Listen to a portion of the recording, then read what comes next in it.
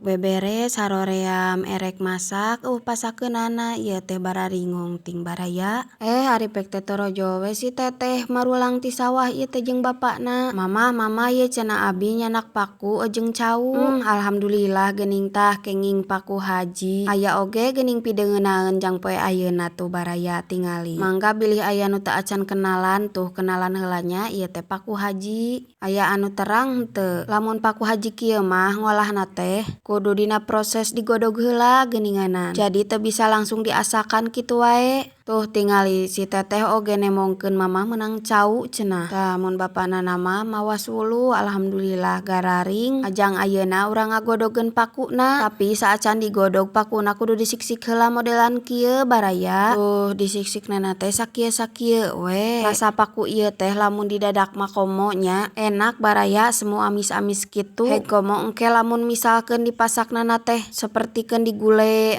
Mantap pokona mah baraya. Tah ieu rengse dipotongan wagiru dikumah supaya henteu hideung geuningan getahna teh. Sok bapana pangahurungkeun heula seuneuna. Kusabab seuneuna can hurung disimpen heula we lah di dieu nya bapana bisi kararagok atuh da. Tah seuneung geus rada hurung ku bapana ieu teh ditagogkeun dina hawu. Kade nya baraya mun ngasakan paku nu kieu kudu nepikeun ka asak. Mun asak pisan mah mesing ditambul oge enak moalna naon deui. Tah ieu ngametereh asak kudu ditutupan ngambeh kaungkep geuninganan. Tapi ditutupanana tong salpoknya ieu teh ku loyang geuninganan. Teu karasa geuninganan geus asak di ieu pakuna. Tuh tingali geus ngagogolak kitu geus robah warnana oge. Eta ge bapana geus nyadiaan boboko. Ngamehkan kasaring caina langsung kapiceun engke teh. Lamun paku nu kieu mah hayang bertahan sehari 2 hari teh kudu bari dikeueumannya. Tapi dikeueumanana kudu ku cai bersih anu anyar. Fungsinana teh ngameh henteu babari haseum. Jadi mun geus kieu mah kan bisa diasakanana bisa ayeuna atawa bisa isukan. Tuh ieu tos meunang umahnya baraya.